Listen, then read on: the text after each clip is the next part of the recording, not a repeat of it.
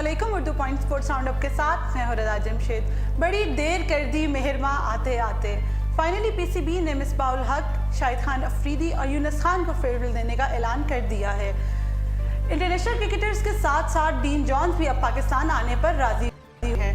यूईफा player of the year का award 3 सितारों में से कोई एक घर लेके जाएगा। इन खबरों पर मजीद बात करेंगे। हमारे साथ स्टूडियोज में मौजूद हैं ज़िशान।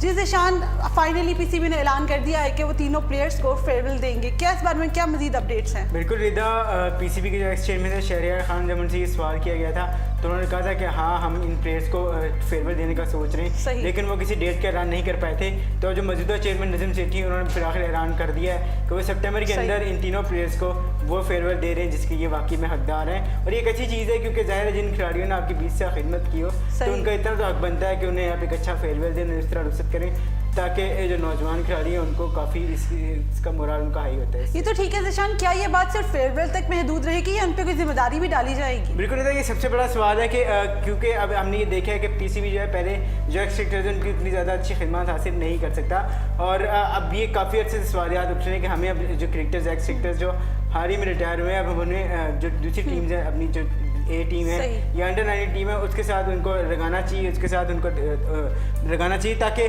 वो जो बच्चे हैं उनको वो उस तरह का एक्सपीरियंस दे सके जो उन्होंने ड्रेसिंग रूम के अंदर देखा है, जो ड्रेसिंग रूम में के साथ रहे हैं, जो ड्रेसिंग रूम में खेले हैं, जो इंटरनेशनल क्रिकेट खेले हैं, जो वहाँ से एक्सपीरियंस लिया है, वो उन बच्चों तक करें जिन्होंने भी आगे आना है, जिन्होंने भी पाकिस्तान टीम का हिस्सा बनना है, जिन्होंने भी पाकिस्तान को सर्व करना है। तो एक अच्छी चीज़ है कि उन्हें पूरा 20 साल का जो उनका एक्सपीरियंस है सीनियर प्लेयर्स का वो उनमें ट्रांसफर करें ताकि उनको भी आगे पता चले कि उन्होंने फ्यूचर में किस तरह एग्जैक्टली जो टफनेस है इंटरनेशनल क्रिकेट की, जो आप सीखते हैं, जो तजर्बा है, जो फीलिंग है, वो सारा कुछ इन खिलाड़ियों को पता होना चाहिए ताकि जब पाकिस्तान के लिए खेलने का जब इनको मौका मिले तो ये पहले से प्रिपेयर हों, पहले से तैयार हों, पहले से उतना रेडी हों कि वो उनको इंटरनेशनल क्रिकेट में एडजस्ट होने में उतनी मुश्किल ना हो जितनी शायद इस वजह से हो रही हो कि उनको कोई गाइडेंस नहीं मिली। तो एक अच्छी चीज़ है कि अगर इनको ये जिम्मेदारियाँ मिलती हैं, इनको जिम्मेदारियाँ दी जाती हैं, बिलफर्ज अगर यूनुस खान को अंडर 19 टीम दी जाती है तो यूनुस खान अंडर 19 के खिलाड़ियों को बहुत कुछ सिखा सकते हैं। ज़ाहिर है वो 17 साल तो वो पाकिस्तान क्रिकेट के लिए काफ़ी ज़्यादा फ़ायदा दे सकते हैं। अगर इसी तरह मिसबाहुल हक है, उनके लिए ये पीसीबी में आ रही थी आवाज़ की वो टीम डायरेक्टर शायद बन सकते हैं, जिस तरह इंग्लैंड के अंदर एंड्रू स्ट्रॉस की जॉब दी गई थी। बहुत सी चीज़ है क्योंकि मिसबाहुल हक उस तरह का माइंड रखते हैं, वो शायद क्रिकेट को उस तरह चला सकते हैं आपकी जिस तरह कोई और शायद नहीं चला सकता। तो एक अच्छी चीज़ होगी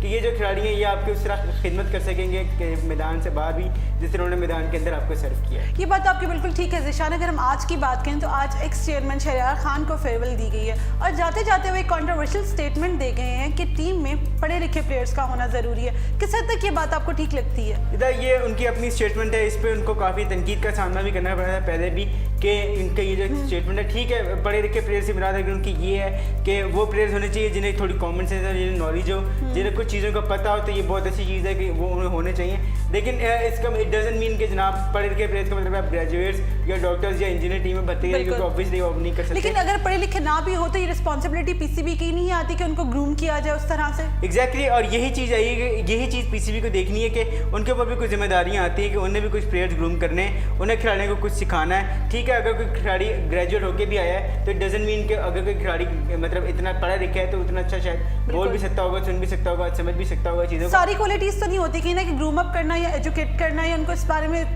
ब्रीफ करना पीसीबी की जिम्मेदारी में आता है। हमने देखा है कि जैसे मिसबाहुल हक जो थे वो काफ़ी पढ़े लिखे थे, एमबीए उन्होंने किया हुआ था, तो वो तो चलिए एक अलग तरह की पर्सनैलिटी थी, उन्होंने उस तरह से टीम चलाई। लेकिन देखे हमने पास में भी कि हमारे उतने प्लेयर्स शायद उतने पढ़े लिखे नहीं थे, लेकिन उन्होंने टीम के साथ परफॉर्मेंस उनकी बहुत अच्छी थी, उन्होंने टीम के साथ बहुत अच्छे से सर्व किया। और हमने ये भी देखा कि एक एचएसएन के पढ़े हुए लड़के ने 2010 में हमारी टीम जो है लंदन में भेज दी थी। सलमान बट की मैं बात कर रहा हूँ, उन्होंने टीम के 2 लड़कों के साथ मिलकर हमारी लेकिन एजुकेशन मेरा ख्याल इस चीज़ में मैटर नहीं करती, उनकी परफॉर्मेंस मैटर करती है। और अगर उनको उतनी मैटर नहीं करती, और अगर हम उनके ग्रूम करने की बात करें तो वो रिस्पॉन्सिबिलिटी पीसीबी की आती है। एग्जैक्टली, पीसीबी की आती है क्योंकि ज़ाहिर है पीसीबी अगर बैठा हुआ है तो पीसीबी का काम ही है कि जो भी क्रिकेटर्स हैं वो रॉ होते हैं। ऑब्वियसली कि ज़ाहिर है हमारी यूनिवर्सिटी क्रिकेट इतनी स्ट्रॉन्ग तो नहीं है कि वो उस तरह के क्रिकेट वो प्रोड्यूस करे जिस तरह काउंटी क्रिकेट में होते हैं, शेफील्ड शील्ड में होते हैं। तो ये पीसीबी की ही रिस्पॉन्सिबिलिटी होती है कि वो अपने क्रिकेटर्स को उस तरह से ग्रूम करे, उनको वो चीज़ें सिखाए जो इंटरनेशनल क्रिकेट में उनको फेस करनी पड़ेगी कि मीडिया किस तरह से फेस करना है, फैंस को किस तरह फेस करना है, बहुत सी और चीज़ें इनको आपने फेस करना है, बुकिंग से कैसे बचना है, ये चीज़ें इनको पीसीबी ने सिखानी है। ज़ाहिर है क्योंकि ये चीज़ें अब आपको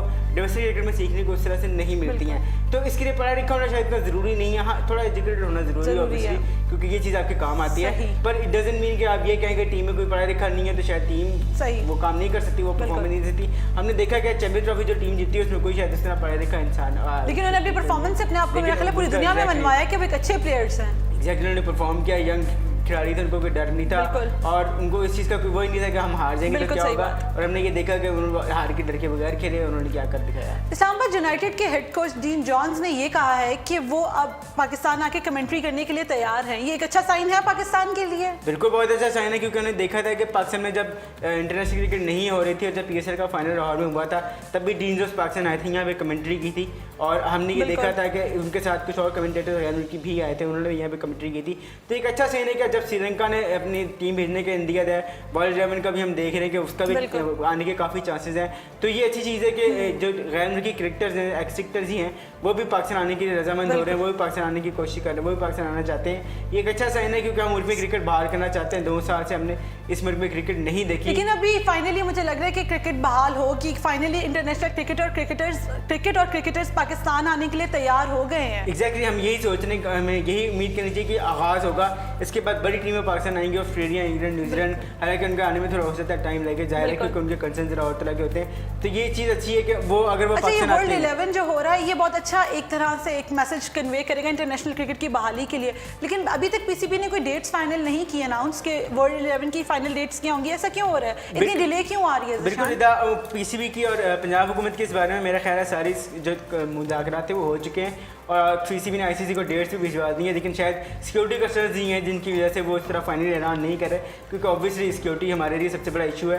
तो यही वो सबसे बड़ी वजह लग रही है कि जिसकी वजह से वो अनाउंस नहीं कर रहे कि वो कब टीम पाकिस्तान आएगी और कितने मैचेस खेलेगी। अभी तक PCB की और पंजाब गवर्नमेंट की जो आपस में कन्वर्सेशन है वो हो चुकी है, उन्होंने की फाइनल डिसाइड कर लिया है? वो अपनी तरफ से बिल्कुल वो फाइनल उनका हो गया फैसला, लेकिन वो अभी तक ये मीडिया पे नहीं लेके आए हैं कि जनाब अनाउंसमेंट नहीं अभी तक कर पाए हैं। शायद सिक्योरिटी कंसर्न्स ही ये सबसे बड़ी वजह जाहिर है, क्योंकि सिक्योरिटी के इंतजाम उनको करने हैं और इसके लिए उनको जाहिर उनको थोड़ा अपने आपको महफूज रखना है। तो इसके लिए शायद उन्होंने अभी तक ये मतलब टीम का डेट्स का ऐलान नहीं किया है कि कब ये टीम पाकिस्तान आएगी और किस किस तारीख को ये मैचेस खेलेंगे। शायद अभी तक कोई टीम डेट्स फाइनल तो नहीं हुई, लेकिन एक्सपेक्टेड डेट्स हैं तो आप हमसे शेयर करेंगे? बिल्कुल, इसमें ये आ रहा है कुछ मीडिया रिपोर्ट्स में ये है कि 5 से 15 के दौरान वर्ल्ड 11 पाकिस्तान आएगी, कुछ में ये है कि 10 से 15 के दरमियान पाकिस्तान आएगी। फिलहाल इन दोनों में से 2 डेट्स के गैप में इसमें आ रहा है कि इनमें से कोई डेट्स होंगी, लेकिन PCB की तरफ से भी इस बारे में सितंबर में 5 से 15 ये 10 से 15 के दरमियान आएंगी, लेकिन इस बारे में PCB की हतवी राय नहीं। PCB की जब हतवी स्टेटमेंट आएगी तभी हमें पता लगेगा कि वर्ल्ड 11 किस तरीके से पाकिस्तान आती है, किन डेट से पाकिस्तान आती है।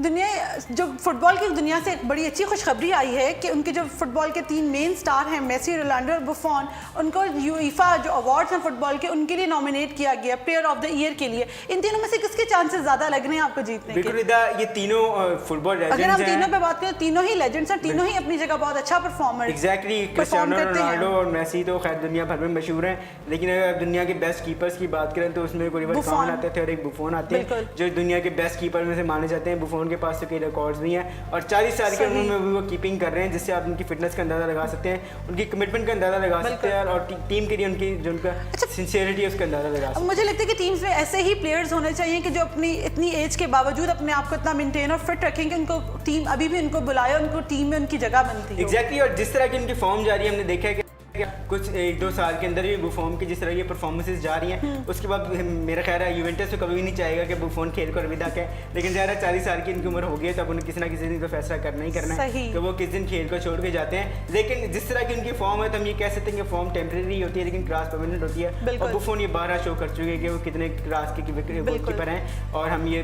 कई दफ़ा इस चीज़ का मुजाहरा देख चुके हैं। बिल्कुल, वो ये शो कर चुके हैं कि उनको रिप्लेस करना इतना आसान काम नहीं है। बिल्कुल, उनको रिप्लेस करना बहुत आसान काम नहीं होगा और यूवेंटस का अगर जो भी कीपर होगा उसको बहुत बड़े बूट फिल करने क्या लगता है कि बुफॉन के ज्यादा चांसेस है इस अवार्ड को घर ले जाने के? आई थिंक अगर हम उस तरह से देखें तो नॉर्मली ये जो अवार्ड है ये नॉर्मली स्ट्राइकर्स ही लेके जाते हैं, रोनाल्डो या मेसी में से किसी का चांस है, लेकिन अगर हम उस तरह से देखें तो अगर बुफॉन भी ले जाए तो इसमें कोई बुरी वो नहीं होगी। क्योंकि किसको लेके जाना चाहिए ज़िशान? अगर मैं आपसे पूछूं तो आप किसको सपोर्ट करेंगे, किसको लेके जाना चाहिए? अगर मुझसे पूछा जाए तो मैं तो बुफॉन का सपोर्ट करूंगी, आपका क्या लगता है? आई थिंक बुफॉन या मेसी में से कोई ले जाए तो कोई बुरी चीज़ नहीं होगी। हालांकि रोनाल्डो ने ट्रॉफियाँ इस साल ज़्यादा जीती हैं, लेकिन उनकी कंट्रोवर्सियाँ भी सामने आई हैं, तो अगर आप उस लिहाज से देखें तो इसमें बुफॉन और मेसी का चांस ज़्यादा बन सकता है कि वो शायद ये UEFA player of the year का अवार्ड जो है वो अपने नाम कर लेंगे, इसका ज़्यादा चांसेस लग रहे हैं हमें। ये हमें कब तक कंफर्म हो जाएगी अवार्ड सेरेमनी हो कब रही है? ये अवार्ड सेरेमनी 24 अगस्त को हो रही है, तो हमें उसी दिन पता लग जाएगा कि जनाब किसी कौन UEFA player of the year बनता है और कौन वो बूट जो है वो अपने घर इसके अंदर हमें 24 अगस्त तक इंतजार करना पड़ेगा। जिसको मैं सपोर्ट करी बुफॉन वो जीतेंगे, या जिसको आप सपोर्ट कर रहे हो वो जीतेंगे। देखें अब ये तो फिर देखने वाली बात है कि मेसी को मिलती है, बुफॉन को मिलती है, इवन क्रिस्टियानो रोनाल्डो को मिलती है।